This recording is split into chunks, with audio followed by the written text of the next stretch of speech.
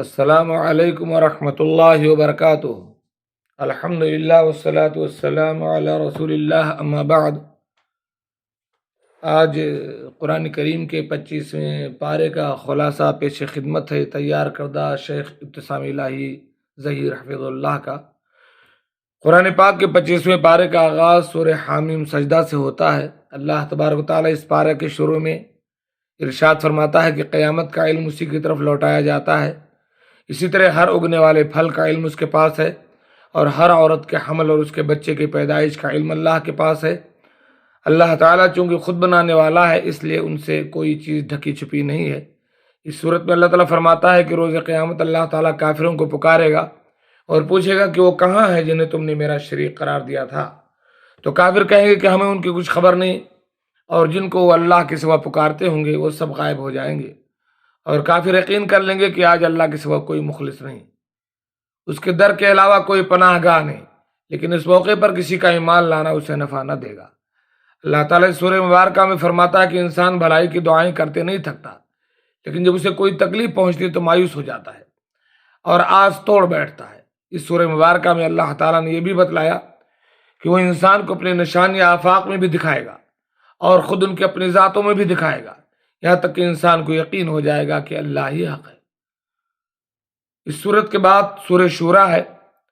سورۃ الشورى میں اللہ تعالیٰ نے اس بات کا ذکر کیا ہے کہ فرشتے اپنے رب کی پاکی اور اس کی تعریف بیان کرتے ہیں، اور زمین میں رہنے والے اہل ایمان کے لیے مغفرت طلب کرتے ہیں۔ ان آیات سے معلوم ہوتا ہے کہ اللہ تبارک و تعالیٰ اپنی مخلوق پر کس قدر مہربان ہے کہ اللہ کے نورانی فرشتے جہاں اللہ کی پاکی بیان کرتے ہیں، وہیں اللہ کے حکم سے اہل ایمان کے لیے ان کی بخشش کی دعائیں بھی کرتے ہیں۔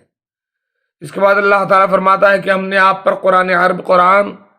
قرآن عربی کی وحی کی ہے تاکہ آپ ام القرى یعنی مکہ اور اس کی ارد گرد بسنے والوں کو قیامت کے دن سے ڈرائیں، جس کی آمد میں کوئی شبہ نہیں، اور جب ایک گروہ جنت میں جائے گا ایک گروہ جہنم میں۔ رسول اللہ صلی اللہ علیہ وسلم سے پہلے جتنے بھی انبیاء کرام مبعوث ہوئے، وہ سب کے سب اپنی بستیوں، اپنے علاقوں اور اپنے اقوام کے لوگوں کی رہنمائی کا فریضہ انجام دیتے رہے، لیکن اللہ تعالیٰ نے رسول اللہ صلی اللہ علیہ وسلم کو جمیع انسانیت کا رہنما بنایا، اور آپ کی دعوت مکہ مکرمہ سے شروع ہوئی جو کہ بستیوں کی ماں ہے، یعنی ان کا مرکز ہے، اور اس کے بعد یہ پوری دنیا میں پھیل گئی۔ اس سورہ مبارکہ میں اللہ تعالیٰ فرماتا ہے کہ جب قیامت کے دن آئے گا تو آپ اس دن ظالموں کو اپنی بدعمالیوں کی وجہ سے خوف زدہ دیکھیں گے، اور اس کا وبال ان پر آ کر رہے گا۔ اور جو لوگ ایمان لائے اور نیک اعمال کیے تو وہ جنت کے باغوں میں ہوں گے۔ اس صورت میں اللہ تعالیٰ نے رسول اللہ صلی اللہ علیہ وسلم کو تلقین کی کہ آپ اعلان فرما دیں کہ میں دین کی دعوت کے سلسلے میں کسی اجر کا طلبگار نہیں، لیکن میں اتنا ضرور چاہوں گا کہ میرے اعزا اور قارب سے پیار کا سلوک کیا جائے۔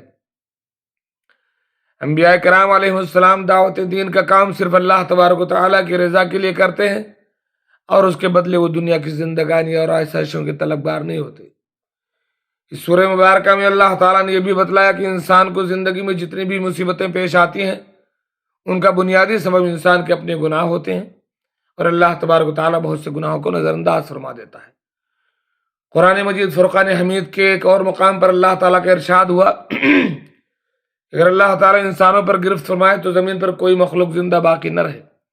اس صورت میں اللہ تعالیٰ نے یہ بھی بتلایا کہ مسلمانوں کے تمام کام مشاورت سے طے ہوتے ہیں، یعنی حقیقی مسلمان ہر کام میں اپنی رائے کو مقدم رکھنے کے بجائے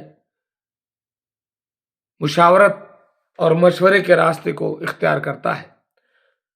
سورہ شورا کے بعد سورۃ الزخرف ہے۔ اس سورت میں اللہ تعالیٰ ارشاد فرماتا ہے کہ اس قرآن کو عربی میں اتارنے کی وجہ یہ تھی کہ اہل عرب اس زبان کو جانتے تھے اور اس کو پڑھ کر وہ شعور حاصل کر سکتے ہیں۔ یہ بھی بتلایا گیا کہ اپنے نزول سے قبل قرآن مجید لوح محفوظ میں موجود تھا۔ اس سورہ مبارکہ میں اللہ تعالیٰ نے جناب ابراہیم علیہ السلام کا ذکر کیا کہ انہوں نے اپنے والد اور قوم کو مخاطب کر کے کہا تھا کہ میں تمہارے معبودوں سے برات کا اظہار کرتا ہوں، یعنی ان سے میرا کوئی تعلق نہیں، اور میرا پروردگار کہ جس نے مجھے پیدا کیا ہے یقیناً وہی میری رہنمائی کرے گا۔ ابراہیم علیہ السلام نے اپنی بات کو اپنی اولاد میں بھی جاری فرما دیا تاکہ وہ حق کی طرف رجوع کرتے رہیں۔ اس سورہ مبارکہ میں اللہ تبارک و تعالیٰ نے مشرکین مکہ کی معاندانہ روش کا ذکر کرتے ہوئے فرمایا کہ وہ کہتے تھے کہ قرآن مکہ اور طائف کے کسی با اثر شخص پر کیوں نہیں اترا۔ اللہ تعالیٰ نے جواب یوں دیا کہ کیا میری رحمتوں کو تقسیم کرنا ان کے اختیار میں ہے؟ میں جب چاہتا ہوں جہاں چاہتا ہوں اپنے رحمت کو اتارتا ہوں۔ اس سورہ مبارکہ میں اللہ تعالیٰ نے یہ بھی بتلایا کہ جو لوگ اللہ کے ذکر سے اعراض کرتے ہیں اللہ تعالیٰ شیطان کو ان کا ساتھی بنا دیتا ہے اور وہ راہ ہدایت سے بھٹک جاتے ہیں اور سمجھتے ہیں کہ وہ سیدھے راستے پر ہیں۔ اس صورت میں اللہ تبارک و تعالیٰ نے اس امر کا بھی ذکر کیا ہے کہ عیسیٰ علیہ السلام اللہ کے بندے تھے جن پر اللہ نے اپنا انعام کیا تھا اور ان کو بنی اسرائیل کے لیے اپنی نشانی بنا دیا تھا۔ اللہ تعالیٰ نے فرمایا کہ عیسیٰ علیہ السلام قیامت کی ایک نشانی ہے، اور حدیث پاک میں اس بات کی صراحت ہے کہ قرب قیامت حضرت عیسیٰ علیہ السلام فرشتوں کے جلوہ میں ہوں گے، دمشق کی جامع مسجد کے شرقی مینار پر اتریں گے، خنزیر کو قتل کریں گے، صلیب کو توڑیں گے، جزیے کو ختم کریں گے اور فتنہ دجال کا خاتمہ فرمائیں گے۔ اس صورت کے بعد سورہ دخان ہے۔ سورہ دخان میں اللہ تعالیٰ ارشاد فرماتا ہے کہ ہم نے قرآن مجید کو برکت والی رات میں اتارا۔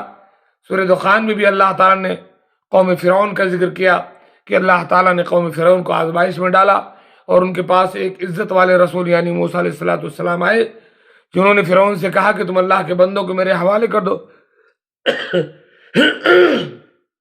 میں بے شک تمہارے لیے اللہ کا امانت دار پیغمبر ہوں، اللہ کے حکم سے سرکشی اختیار نہ کرو، بے شک میں تمہارے پاس ایک واضح دلیل لے کر آیا ہوں۔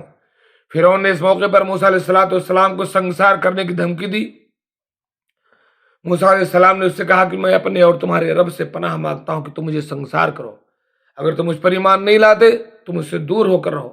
حضرت موسیٰ علیہ السلام نے پروردگار عالم کو پکار کر کہا کہ اے میرے رب، یہ تو مجرموں کی قوم ہے۔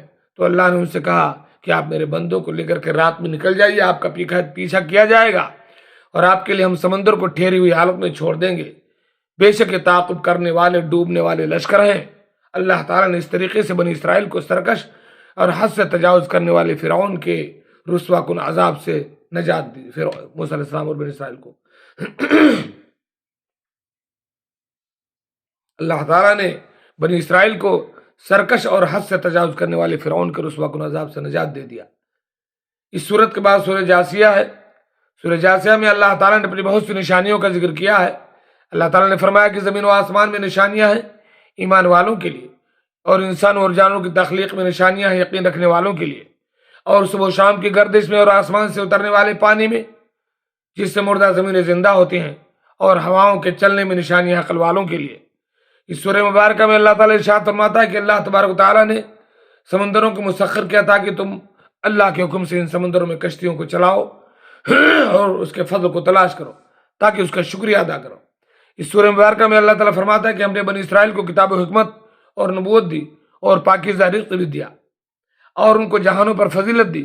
پھر اس کے بعد اللہ تعالیٰ نے اپنی شریعت اور یہ فضیلت بنی اسرائیل سے لے کر کے رسول کریم صلی اللہ علیہ وسلم کے ذریعے مسلمانوں کی سپرد کر دی اور تلقین کی کہ یہود و نصارہ کی خواہشات کو کوئی اہمیت نہیں دینی اور اللہ تعالیٰ کے احکامات کی پابندی کرنی ہے۔ اللہ تبارک تعالیٰ سے دعا ہے کہ اللہ تعالیٰ ہمیں قرآن مجید کو پڑھنے سمجھنے اس پر عمل کی توفیق دے۔ آمین۔ السلام علیکم ورحمۃ اللہ وبرکاتہ۔